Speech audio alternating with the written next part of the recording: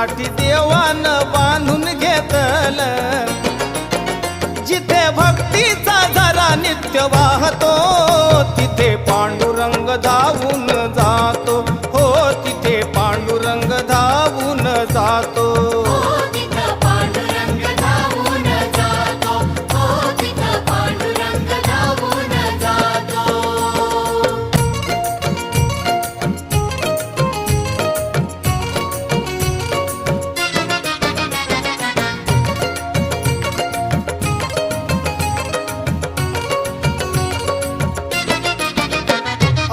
मठांचा तुकोबावर आरती